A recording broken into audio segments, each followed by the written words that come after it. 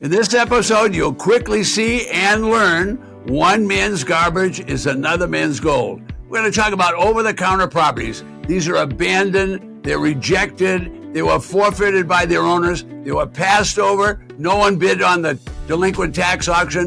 Why should we be interested? You're going to see on this video.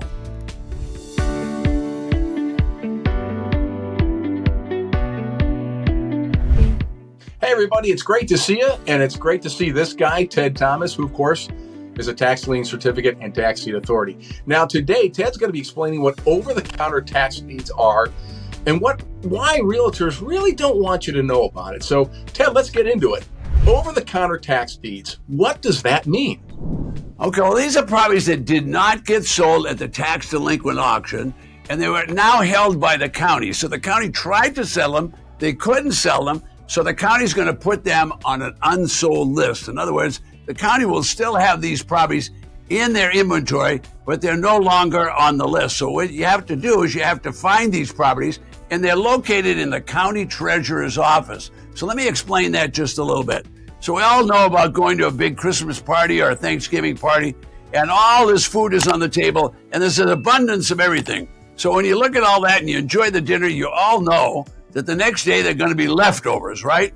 Well, this is the same thing. There's so many tax defaulted properties that they all don't get sold at the auction. And when they don't get sold, they end up with leftovers. So what happens? Well, we're going to talk about that for a little bit.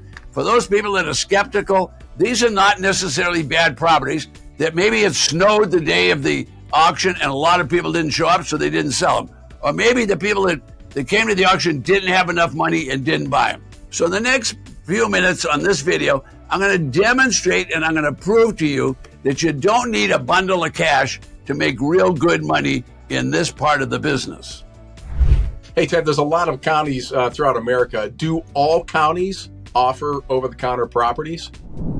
Well, yes, all of the counties are going to offer them, but they might not have them simply because all of the properties might sell. But if the properties don't sell, now, usually they'll have too many properties. Like if you went to Los Angeles, they might have 2,000 properties and only sell 1,500 of them. So there could be a lot of properties, okay?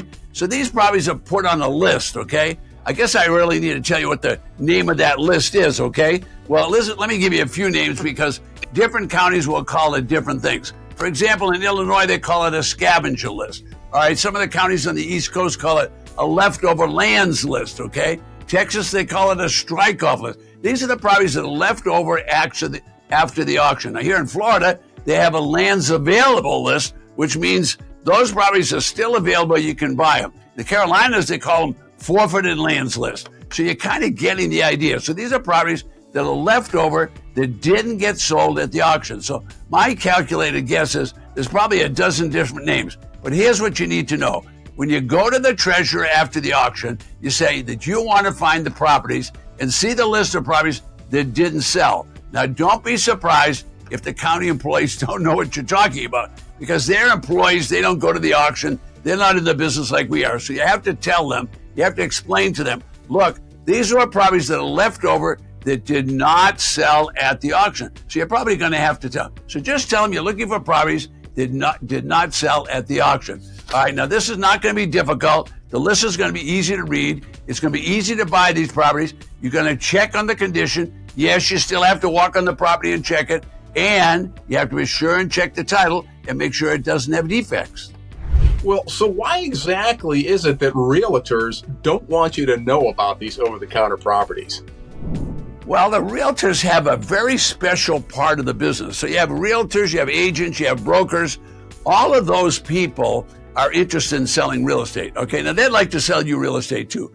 But in the course of their day-to-day business, they're not going to the county treasurer's office and looking to see what's left over from a property auction. All right, now what they really don't like about those properties at auction is properties are sold at auction as is. What does that mean? It means caveat emptor, buyer beware. Now, what are you being aware of? Well, you got to be aware that the county's not going to give you any guarantee of what the condition of the property is. They're also going to tell you they're not going to warranty that the title is clear. So real estate brokers are a little nervous and a little uncomfortable about anything that's on that list. So most brokers are going to find tax defaulted properties are unacceptable. Folks, the challenge for realtors is a lot of challenges. All right, number one, the county is not going to pay the realtor, the agent, or the broker a commission.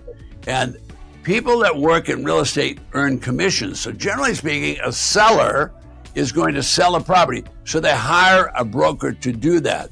In this case, we're answering the question in a couple of different ways.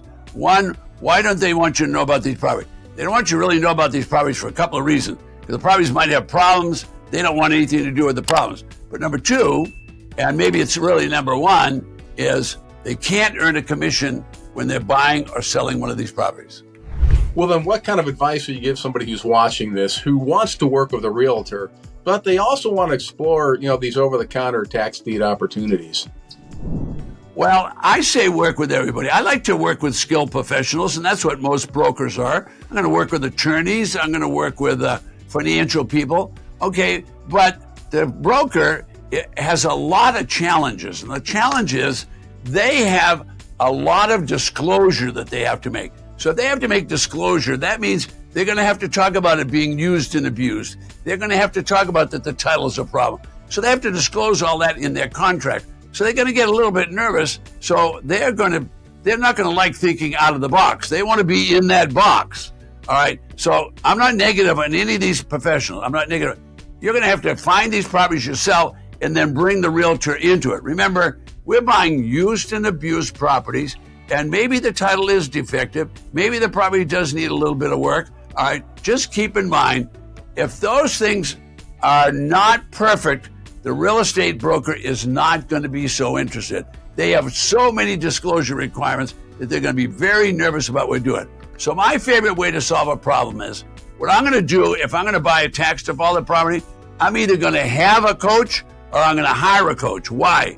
Because they've already figured out how to get around all these obstacles. They've figured that out, and they've bought properties at auction and resold them after the auction. So if they've successfully made money, that's the coach that I'm looking for.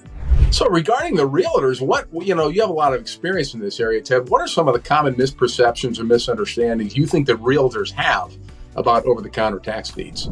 Well, the realtors, they just don't know the business like we're learning it now. So they're going to be skeptical, and they should be skeptical. They're going to be skeptical. What is it really going to cost to fix this property up? Does it really need a roof? You see, realtors are working, they will always want to have a home inspector look at the property.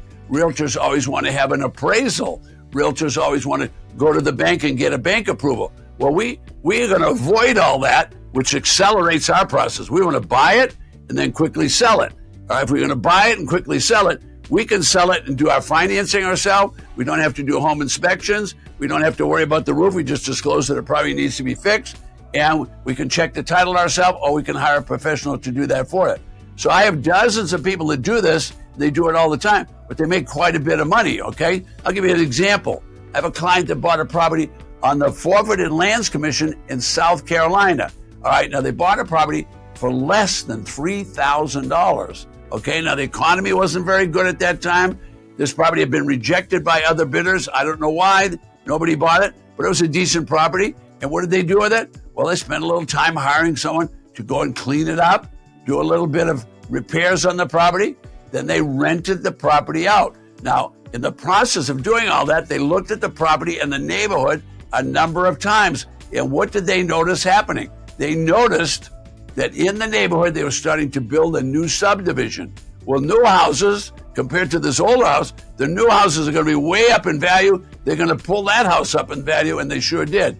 Just a few years later, they got an offer on that property. They made over $100,000. Now, that's unusual, but that's $100,000 in a few years' time on an over-the-counter property. All right, so these auctions, the real estate brokers aren't going to them, so they're not going to encourage you to do it. But you can go and you can check out every one of these properties. You can walk the property, and then when you make an offer, they just make you wait a few days. If nobody else makes a better offer, they're going to sell you the property. There is no auction.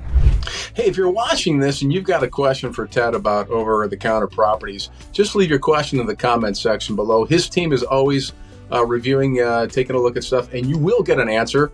And while you're down there, maybe give us a thumbs up and even join Ted's channel. So, hey, Ted, it would be nice to know when all these auctions are happening and where they're happening. Could you help us there? Yes, I can definitely do that. But I'm not suggesting that people buy junk property. I'm suggesting they go on the over-the-counter list, take a look. They might have find a property that just needs to be paint and clean, some minor repairs. They might find a property that was just low priced and nobody recognized it. So the over-the-counter list can be a superior place to buy property. But overall, if you're interested in the business, we can give you a lot of information. It's a business of abundance, and you can go right below me, and you can access every property in the United States. Just go right below me, and it'll tell you more about that. Hey, before you leave, click on the link in the description below, and you'll get a free gift from Ted.